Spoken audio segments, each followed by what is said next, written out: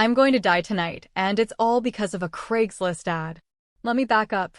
3 days ago, I had 47 cents in my bank account, an eviction notice taped to my apartment door, and a diet consisting entirely of stolen condiment packets from Taco Bell. Rock Bottom had a penthouse, and I was living in it. My roommate Charlie sprawled on our thrift store couch, nursing what I can only describe as an Olympic-level hangover, mumbling something about a job interview she was supposed to attend in 20 minutes.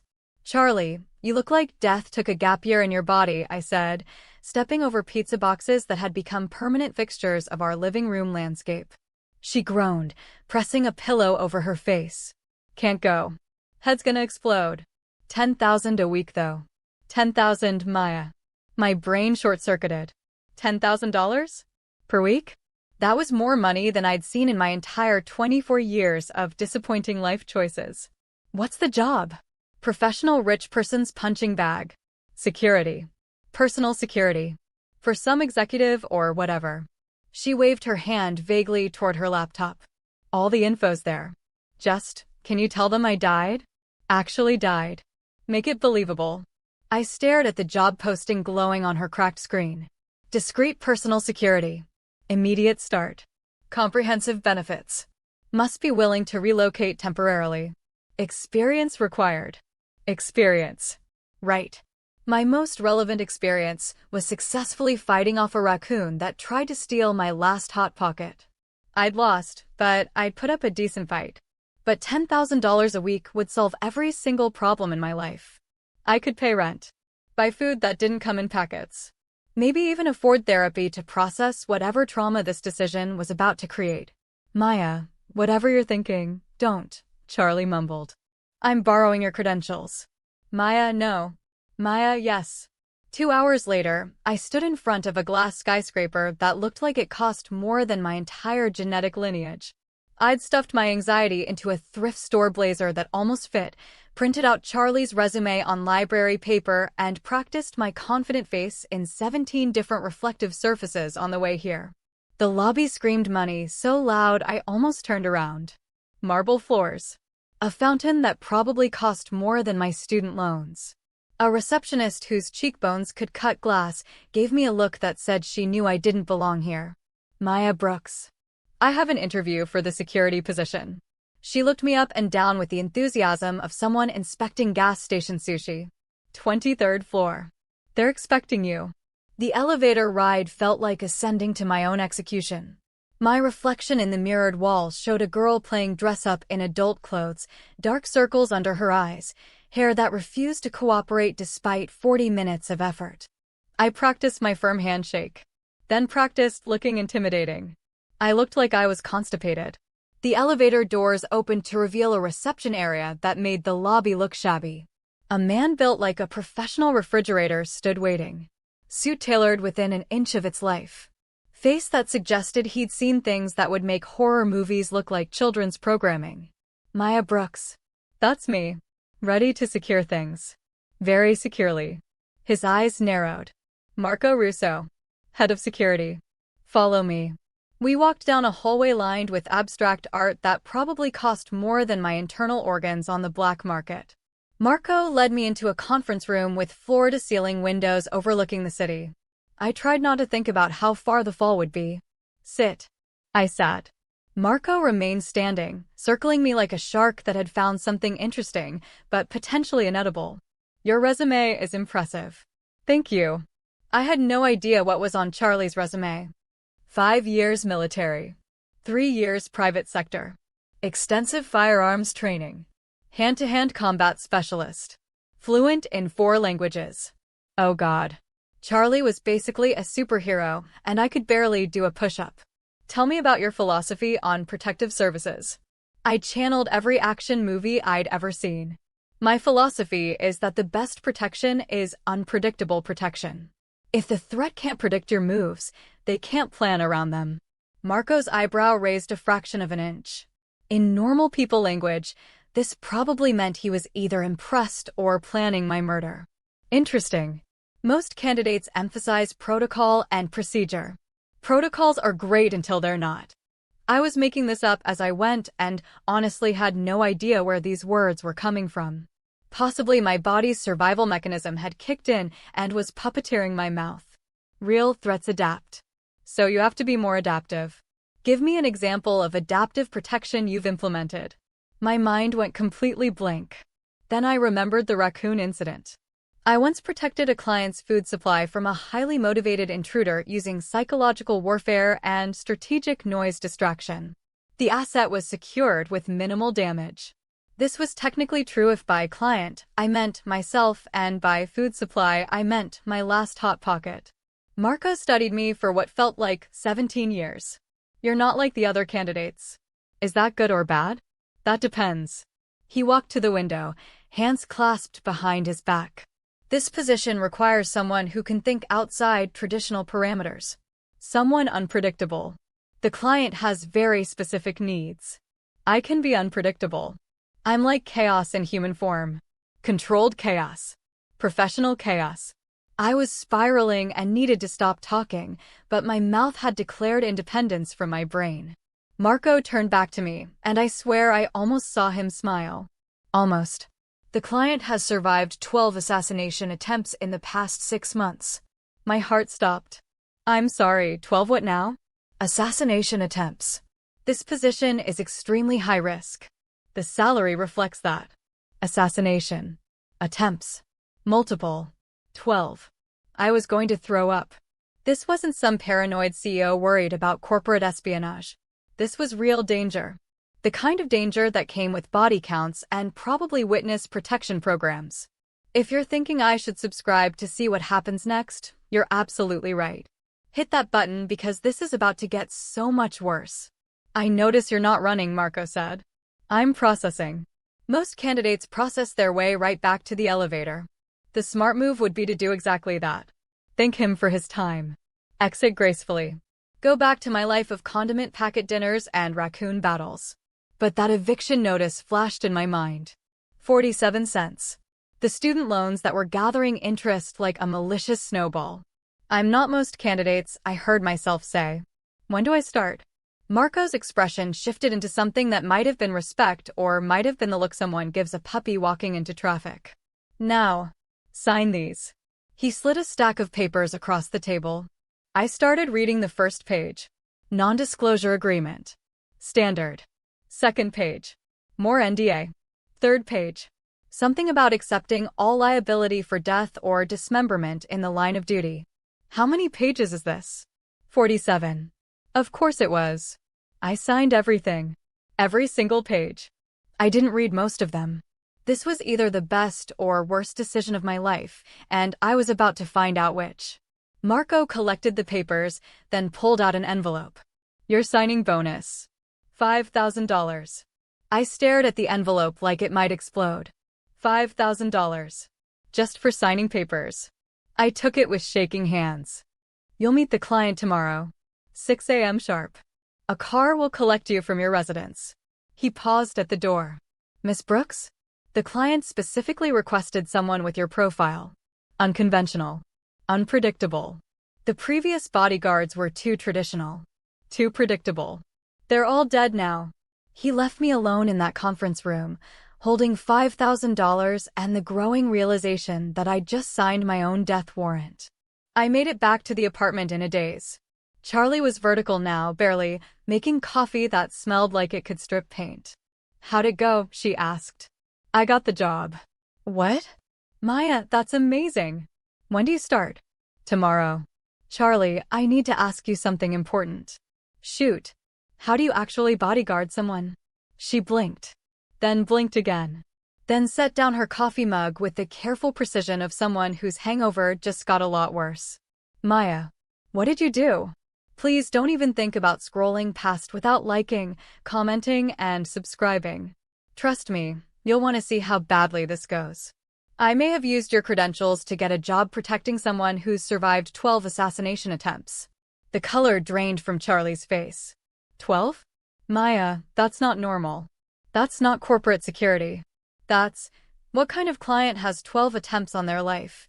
The job description said executive. Executives don't get assassinated 12 times. That's Mafia. That's cartel. That's organized crime. Maya, you need to call them right now and quit. I signed 47 pages of contracts and already spent the signing bonus on rent. Charlie grabbed my shoulders. You spent the money? Maya, you can't bodyguard someone. You cried watching The Notebook. You apologize to furniture when you bump into it. The most threatening thing about you is your student loan debt. She wasn't wrong. My most recent act of violence was aggressively clicking "Remind me later" on a software update. I'll just figure it out as I go. How hard can it be? I just stand near them and look threatening. You look like a kindergarten teacher who's had too much coffee. Kindergarten teachers can be threatening. Charlie pulled out her phone. I'm calling them. I'm explaining this was a mistake. Charlie, no. I need this job. I need the money. I'll be fine.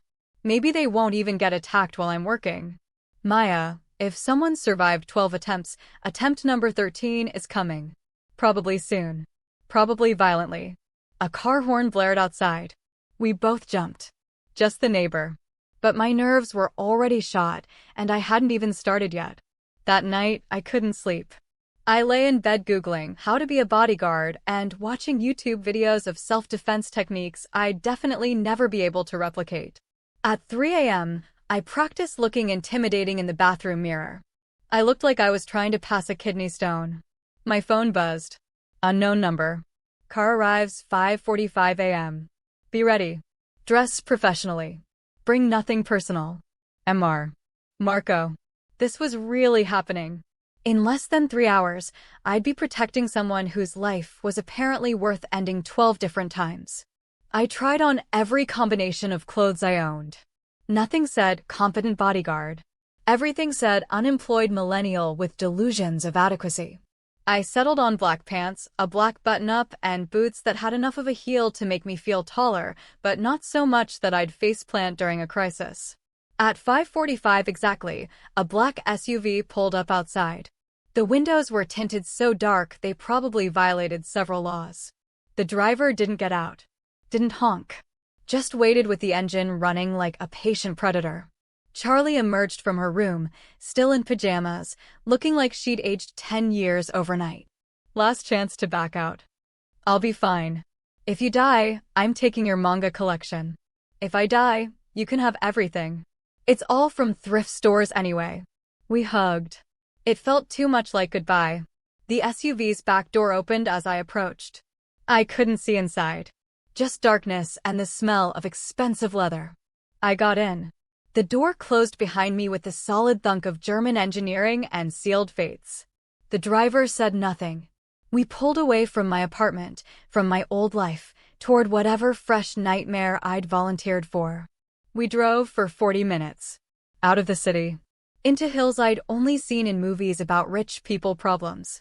The houses got bigger and further apart until we turned onto a private road that wound through iron gates that looked like they could stop a tank. Then I saw it. The mansion. Calling it a house would be like calling the ocean damp.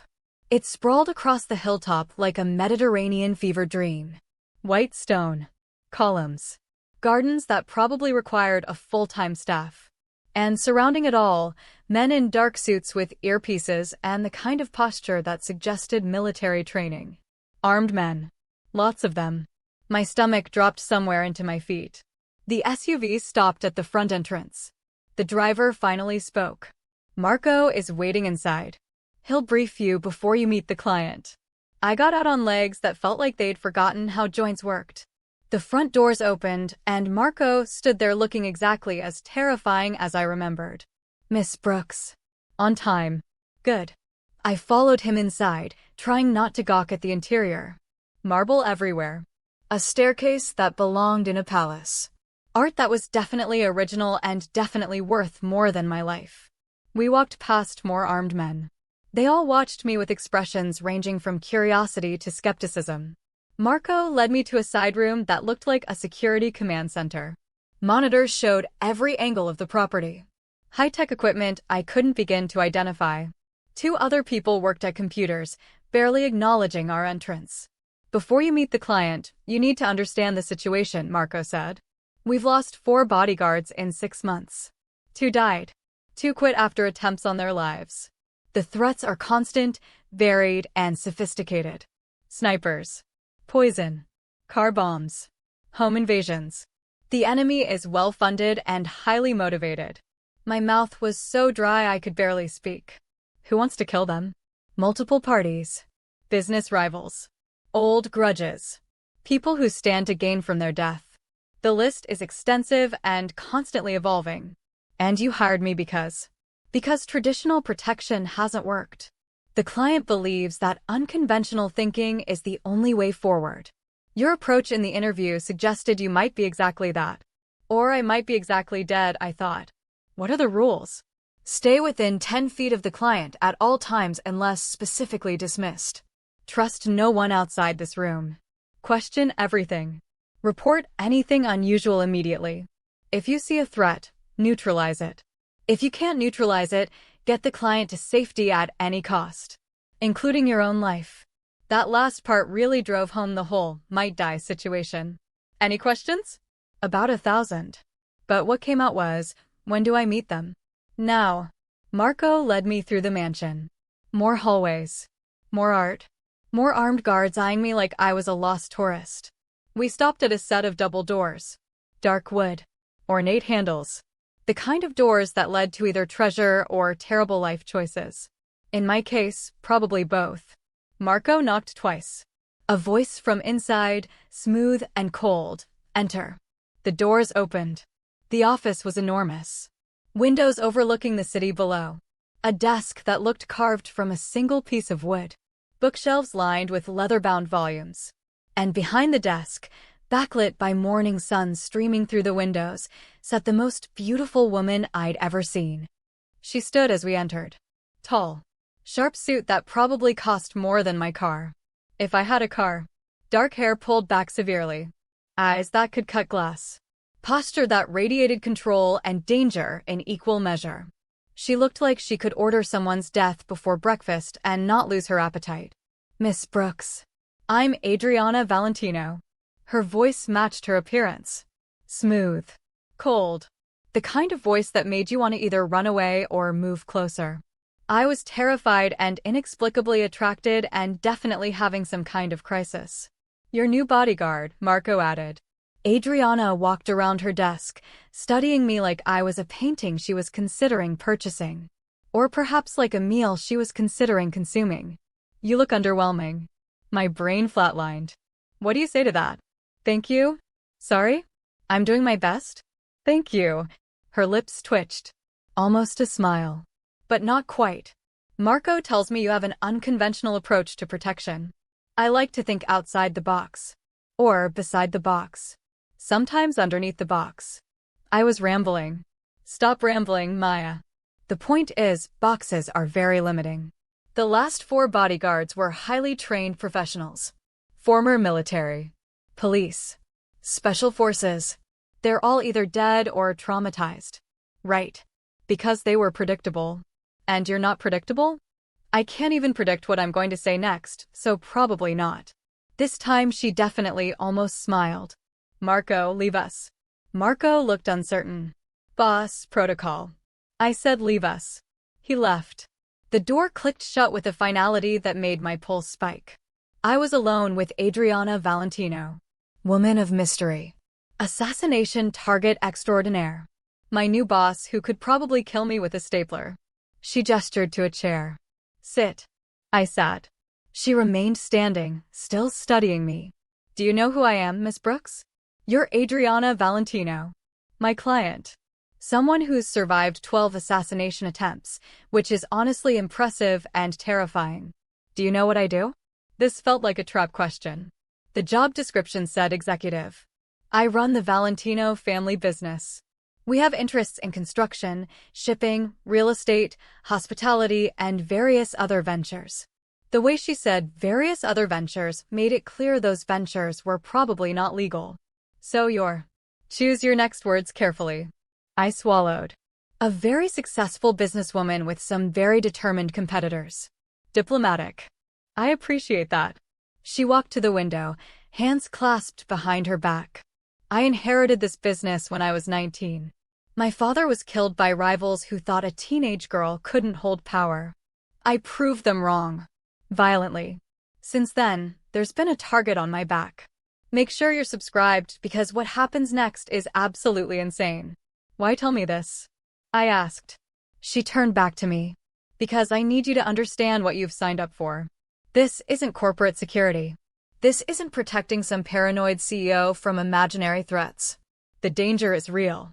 The people who want me dead are serious, well-funded, and creative.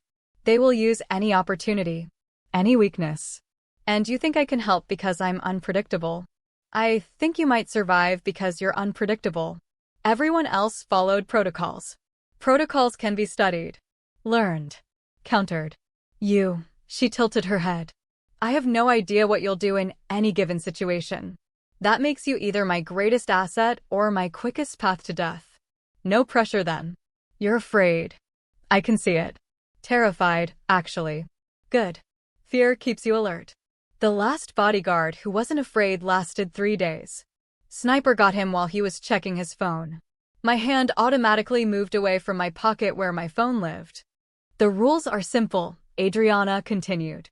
You stay with me at all times unless I specifically dismiss you. You question everything. You trust no one except Marco and me, and even then verify. If something feels wrong, it probably is. If you see a threat, you act immediately. Your job is to keep me alive. Nothing else matters. Not laws. Not protocol. Not your own safety. Do you understand? This was absolutely insane. I should quit. Run. Fake my own death and start a new life raising alpacas in Peru. I understand. You'll live here. 3rd floor, East Wing. Your room is already prepared. You have no days off until the current threat level decreases. Which may be never. Any personal relationships outside this house become security risks and will need to be disclosed. Your life is now my life. Still interested? No. Absolutely not. This was a nightmare wrapped in a death wish topped with terrible life choices. Yes. Adriana studied me for a long moment. Then she pressed a button on her desk. Marco, show Miss Brooks to recorders. Have her back here in 1 hour. We have the Richardson meeting at 10. Marco appeared so quickly, he must have been waiting right outside. This way, Miss Brooks. I followed him out, feeling Adriana's eyes on me until the door closed. You did well, Marco said as we walked. She likes you. How can you tell? You're still alive. Not comforting, Marco. Not comforting at all. My room was bigger than my entire apartment. King bed. Private bathroom. A closet that had been stocked with clothes in my exact size, which was either thoughtful or deeply creepy. The window overlooked the gardens and the armed guards patrolling them. I sat on the bed and pulled out my phone. 3 missed calls from Charlie. I texted her, still alive. Living in mansion. Send help or snacks. Her response was immediate. Maya, what is happening? Me, met the boss. She's terrifying and beautiful and definitely involved in crime. I think I'm protecting a mafia boss, Charlie. Charlie, get out now. Me, can't. Contract. Also kind of fascinated? Is that Stockholm Syndrome? Can you get Stockholm Syndrome in 1 hour? Charlie, you're going to die. Me, probably. But the room is really nice. A knock on my door made me jump hard enough to drop my phone. Miss Brooks? It's Sophia. I'm here to go over your duties. I opened the door. Sophia was short, blonde, and carried herself like someone who could kill you 17 different ways with a ballpoint pen. Her smile didn't reach her eyes. You're the new bodyguard. That's me. Maya. I give you 3 days. That's optimistic. She laughed. It wasn't a friendly laugh. I like you. Come on. I'll show you the security protocols you'll definitely ignore. Sophia gave me the fastest, most overwhelming briefing of my life. Panic rooms on every floor. Emergency exits. Code words. Hand signals. Where the weapons were stored. How to identify threats. The guard rotation schedule. Where Adriana's car would be parked. Which rooms were safe. Which weren't. Which staff to trust. Which to watch. My brain was drowning in information. You won't remember any of this, Sophia said. No one ever does the first time. Try not to get her killed while you figure it out. Any advice? Don't trust anyone. Not even me. Not even the other guards. Betrayal comes from inside as often as outside. And whatever you do, don't fall in love with her. What? Why would I? Everyone does. She's magnetic. Powerful. Damaged enough to be interesting. But she's poison. Beautiful, deadly poison. The last bodyguard who fell for her got himself killed trying to impress her. I'm not going to fall in love with my boss. Sophia's expression said she'd heard that before. Sure. Come on. Time for the Richardson meeting. Try not to embarrass yourself. We walked back to Adriana's office. Marco was there along with 2 other guards I hadn't met. Luca, who looked like he smiled a lot, and Tommy, who looked about 12 years old, but apparently could bench press a small car. Adriana stood as we entered. She'd added a jacket. Still devastating. Still terrifying. Miss Brooks, you'll accompany me to a business meeting. Stay close. Stay alert. Do not speak unless spoken to. If anything feels wrong, you let me know immediately. Understood. Understood. Good. Let's go. We walked to the garage. The cars there probably cost more than most people's houses.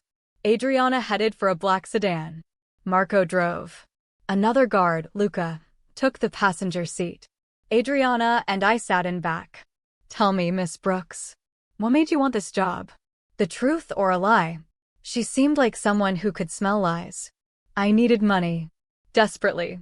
And I may have slightly exaggerated my qualifications. Marco's eyes found mine in the rearview mirror. Sharp. Dangerous. Adriana laughed. Actually laughed.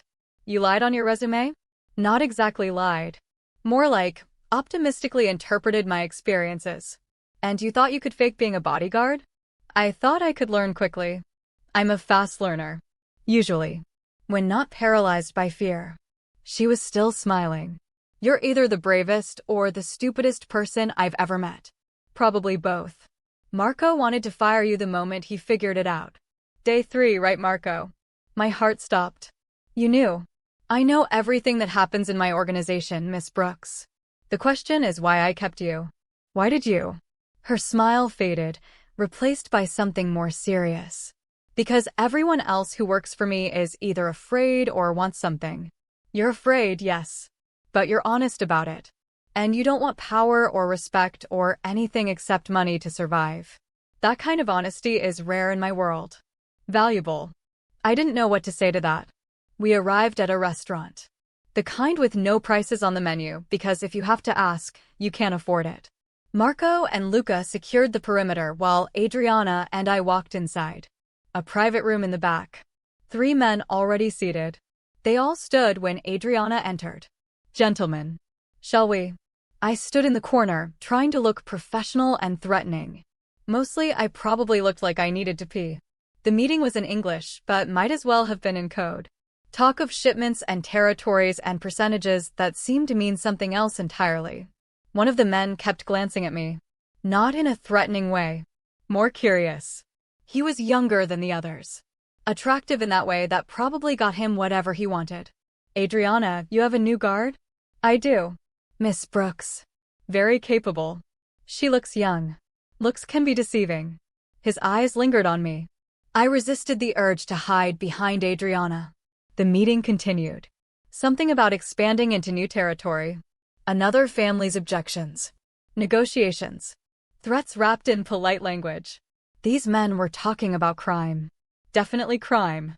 And I was standing here witnessing it, which probably made me an accessory to something. Then it happened. The waiter entered with wine. Something about him felt wrong. His hands shook slightly. His eyes moved too quickly. He approached the table, set down glasses, started pouring. My anxiety brain, usually unhelpful, suddenly screamed danger. I stepped forward without thinking. Wait. Everyone looked at me, including Adriana, whose expression said I'd better have a good reason for interrupting. I didn't have a good reason. Just a feeling. Just anxiety that felt different than usual anxiety. The waiter's hand trembled as he poured Adriana's glass. A single drop fell on the white tablecloth, spreading wrong. Too viscous. Wrong color. My brain connected dots it shouldn't have been able to connect. Don't drink that. Adriana's eyes narrowed. Miss Brooks. Something's wrong with the wine. I don't know how I know, but I know. Please don't drink it. The waiter's face changed. Just slightly. But enough. His hand moved toward his jacket. Marco was faster. Had him pinned to the wall in seconds, gun to his head. Luca swept in, securing the room. The other men at the table scattered backward. Marco pulled a syringe from the waiter's jacket. Well spotted, Miss Brooks. Adriana stared at her wine glass. At me. Back to the glass. Test it, she said. One of Luca's team produced a small kit, ran a quick test on the wine. His face went pale. Ricin. Enough to kill everyone at this table. The room went silent. The kind of silence that comes before extreme violence. Adriana stood slowly, walked to where Marco held the fake waiter. Who sent you? He said nothing. She nodded to Marco, who did something that made the man scream. Who sent you? De Luca. Vincenzo De Luca. Please, please, he has my family. Adriana's face showed nothing. No anger. No sympathy. Nothing. Your family is already dead. Vincenzo doesn't leave loose ends. Marco, handle this. If you're not subscribed yet, what are you waiting for? This story is about to get so much darker. She turned to me. We're leaving. Now. I followed her out in a daze. She'd just saved my life by listening to me. Or I'd saved hers by trusting my anxiety. Or we'd both gotten lucky. I couldn't process which. In the car, silence. Adriana stared out the window. Marco drove with precision. Luca made quiet phone calls in Italian. Finally, Adriana spoke. How did you know? I didn't. Not really. Just, something felt wrong. The way he moved. The way the wine looked. I can't explain it. Instinct. Anxiety, actually. Usually it's wrong. Tells me everything is dangerous when nothing is. This time it was right. She turned to look at me. Really look at me. You saved my life. I got lucky. Luck is preparation meeting opportunity. You were paying attention when others wouldn't have been. That's not luck. That's skill. I promise you, I have no skills. You're wrong about that, Miss Brooks. She looked back out the window. Vincenzo De Luca just declared war. Things are about to get significantly more dangerous. If you want to quit, now would be the time. I'll pay out your contract. Give you enough to start over somewhere safe. No judgment. This was my out. My escape. I could take the money and run. Go back to my regular life of poverty and safety and raccoon battles. I'm not quitting. Why not? Good question. Why wasn't I running screaming? Maybe because for the first time in my life, I'd done something that mattered. Something important. Or maybe because Adriana Valentino was looking at me like I was someone worth keeping around. Or maybe I was just an idiot. Because you gave me a chance when I didn't deserve it. Because I'm terrified but also kind of fascinated.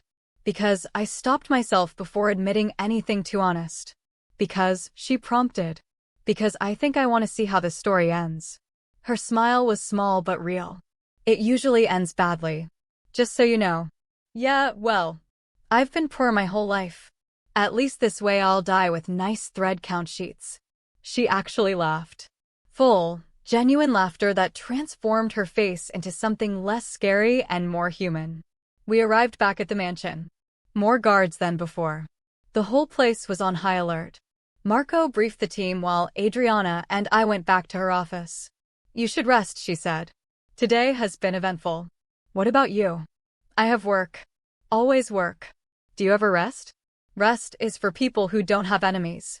I should have left. Gone to my room. Processed the fact that I'd almost witnessed a mass poisoning and possible murder. Instead, I lingered. Can I ask you something? She gestured for me to continue. Why do you do this? If your life is constantly in danger, why not just leave? Start over somewhere safe. Her expression hardened. Because this is who I am. What I am. I was born into this family. Raised to take over. My father built this empire. My grandfather before him. I can't just walk away. Where would I even go? What would I even be? Free? Freedom is an illusion, Miss Brooks. We're all imprisoned by something. Debt. Duty. Fear. Ambition. At least my prison has nice furniture. That's the saddest thing I've ever heard. Welcome to my world. We stood there in silence. Her behind her massive desk. Me by the door. The space between us felt important somehow. Like a line I shouldn't cross. Get some rest, she said again, softer this time. Tomorrow we'll start your actual training. If you're staying, you need to learn how to actually protect someone. Not just get lucky. I left her there, surrounded by paperwork and darkness and whatever weight came with running a criminal empire. My room felt too big. Too quiet. I called Charlie. You're alive, she screamed when she answered. I've been freaking out. Are you okay? What happened? Why haven't you texted? I maybe accidentally saved my boss from assassination attempt number 13. Silence. Charlie? Explain. Now. Every detail. I told her everything. The meeting. The waiter. The poison wine. Charlie listened with increasing horror. Maya, this is insane. You need to leave. Now. Tonight. I'll come get you. I can't. Yes, you can. Just walk out. Charlie, she knew. Adriana knew I lied about my qualifications from day 3. She kept me anyway. She trusted my instinct today, even though she had no reason to. I can't just abandon her now. She's a mobster, Maya. A criminal. She probably kills people. She definitely kills people. Or has people killed. It's complicated. It's not complicated. It's dangerous and wrong, and you're going to get hurt. Maybe. But Charlie, for the first time in my life, I feel like I'm doing something that matters. Like I'm someone important. Even if it's terrifying. That's not a reason to stay in a literal war zone. It's my reason, though. Charlie sighed. Long and defeated. You're going to give me a heart attack. Please be careful. Please, please, please be careful. I'll try. And Maya? If you die, I'm going to be so mad at you. If I die, being mad at me will be the least of your problems. We hung up. I lay in bed staring at the ceiling. Tomorrow they'd start training me. Teaching me how to actually do the job I'd faked my way into. How to fight. How to shoot. How to recognize threats. How to keep someone alive when the entire world seemed to want them dead. I should have been terrified. And I was. But I was also something else. Excited. Alive in a way I'd never been before. I was Maya Brooks. Fake bodyguard. Real disaster. And somehow, impossibly, I was exactly where I needed to. I was Maya Brooks. Fake bodyguard. Real disaster. And somehow, impossibly, I was exactly where I needed to be. Sleep came eventually, though it was filled with dreams of poison wine and Adriana's cold eyes and the sound of Marco snapping that man's arm like a breadstick. I woke up at 5 a.m. to someone pounding on my door hard enough to make me think we were under attack. Miss Brooks. Training starts in 15 minutes. Marco's voice. Of course. I stumbled out of bed, threw on the workout clothes that had mysteriously appeared in my closet, and made my way downstairs following the sounds of grunting and violence. The gym was in the basement. Of course it was. Because why wouldn't a crime family have a fully equipped training facility in their murder mansion? Marco stood in the center of a mat, arms crossed, looking like disappointment personified. You're late. You said 15 minutes. It's been 12. In this job, 12 minutes is late. People die in 12 minutes. Hell, people die in 12 seconds. On the mat. I stepped onto the mat. Marco circled me like a predator deciding which part to eat first. Show me your stance. I had no idea what my stance was supposed to be. I kind of bent my knees and raised my fists like I'd seen in movies. Marco's eye twitched. That's what I thought. You have no training whatsoever, do you? I took a self-defense seminar once. The instructor said I had spirit. Spirit doesn't stop bullets, Miss Brooks. But let's start with basics. Someone comes at you. Show me what you do. Marco moved toward me slowly. My brain screamed. My body froze. Then I did what felt natural, which was apparently stumbling backward and tripping over my own feet, landing hard on my back. Interesting strategy. Death by embarrassment. In my defense, that's never not worked before. He pulled me up. Again. This time, actually try. We went again. And again. And again. Each time ended with me on the mat, gasping for air, questioning every life choice that led to this moment. Marco was patient in the way a glacier is patient, slowly grinding down everything in its path. "You're thinking too much," he said after my 17th failed attempt. "Your body knows what to do. Your brain is getting in the way." "My brain is the only thing keeping me alive." "Your brain is what's going to get you killed." Instinct, Miss Brooks. Like yesterday with the wine. You didn't think. You acted. That's what saved her. He was right. When I'd seen the waiter, I hadn't analyzed or planned. I'd just known something was wrong and moved. Every other moment of my life, I overthought everything. Analyzed myself into paralysis.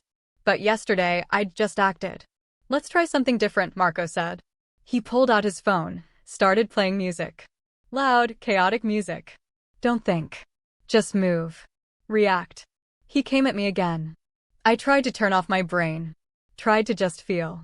My body moved before I could stop it, ducking under his arm, spinning away. I didn't think about it. Just did it.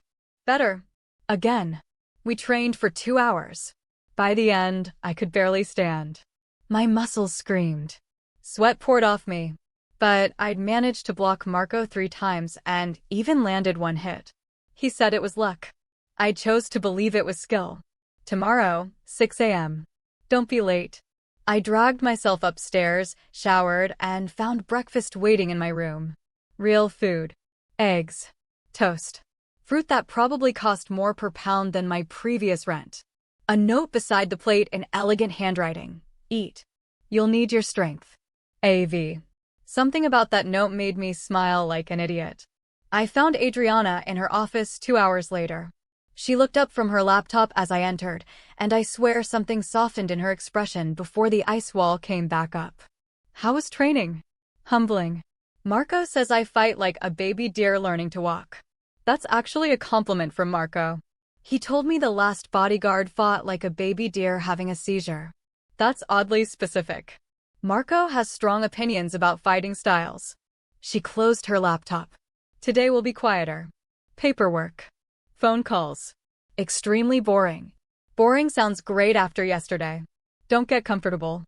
Boring is when they strike. When you're not expecting it. She wasn't wrong. We spent the morning in her office while she made phone calls in 3 different languages. I understood none of them, but gathered from her tone that some were threatening, some were negotiating, and one seemed to be about restaurant reservations. Even mob bosses needed to eat. Around noon, Tommy brought lunch. He was the youngest guard, maybe 22, with a baby face that made him look like he should be in college, not carrying concealed weapons. "Miss Brooks, right? I'm Tommy. Maya. You can call me Maya." "Cool. So, is it true you spotted the poison yesterday without any training?" "I got lucky." "That's not what Marco says. He says you have instincts. Says that's worth more than training sometimes." Adriana looked up from her salad. "Don't fill her head with praise, Tommy. It'll make her reckless." "Yes, boss." "Sorry, boss." He left quickly. Adriana waited until the door closed before speaking. "He's right, though. What you did yesterday, most trained professionals wouldn't have caught it. The waiter was good. Experienced. You saw through him in seconds. My anxiety saw through him. I'm basically just a walking panic attack that occasionally guesses right. However it works, it works. Don't question it." We ate in comfortable silence. I watched her when she wasn't looking. Tried to figure her out. She held herself like every moment was a performance. Every word calculated. Every gesture controlled. But sometimes, like now, when she thought no one was watching, her shoulders would drop slightly. Her face would relax. She'd look almost peaceful. Then her phone would ring and the armor would snap back into place. "DeLuca wants a meeting," she said after one such call. "Tomorrow. Neutral territory. He says he wants to discuss terms." That sounds like a trap. It's definitely a trap. But I can't refuse without looking weak. Weakness invites more attacks. "So you're just going to walk into an obvious trap?" "With adequate protection and contingency plans, yes." "That's insane." Her smile was sharp. "Welcome to my world, Miss Brooks." The rest of the day passed without incident, which made me more nervous than actual incidents. Adriana worked. I stood. Watched. Tried to look professional while internally screaming. Several other people came and went. Luca with security updates. Sophia with financial reports. A woman named Maria who seemed to run the household staff and treated Adriana with the familiarity of someone who'd known her since childhood. "You're eating better," Maria said, studying Adriana with grandmotherly concern. "This one is good for you." She pointed at me. I tried not to blush. "Maria, don't embarrass my bodyguard." "I'm not embarrassed," I lied, absolutely embarrassed. She's blushing. "You're blushing, sweet girl. Don't worry. The boss needs someone who makes her eat and sleep like a human person." The last one just scared everyone. After Maria left, Adriana actually looked embarrassed. Sorry about her. She raised me after my mother died. She thinks she still needs to manage my life. That's actually really sweet. It's annoying. It's sweet, and you know it. She didn't argue. Just went back to her laptop with something that might have been a smile. Evening came. Adriana finally closed her laptop. "I have a business dinner tonight. You'll accompany me." Another potential poisoning situation? Unlikely. This is with allies. Relatively speaking. We drove to a different restaurant. Somehow even fancier than yesterday's. I wore the black suit that had appeared in my closet, probably courtesy of Maria. Adriana wore a dress that should have been illegal. Dark red. Perfectly tailored. She looked like danger wrapped in silk. "You're staring, Miss Brooks." "Sorry. The dress is just very red." That's the point. Power dressing. Make them look at you. Make them remember who they're dealing with. We entered the restaurant. Private room again. But this time, the people waiting were different. 2 women and 1 man. All roughly Adriana's age. All carrying themselves with the same dangerous confidence. "Adriana." Finally. One of the women hugged her. Actually hugged her. I watched Adriana's careful control slip for just a moment into something genuine. "Isabella. You're late as always." Fashionably late is still late. "And who's this adorable creature?" Isabella turned her attention to me. She was stunning in that effortless way some people managed. Dark skin. Bright eyes. A smile that probably got her whatever she wanted. "My new bodyguard. Miss Brooks. The one who saved you from the poisoning?" Marco called me. Said she's got magic instincts.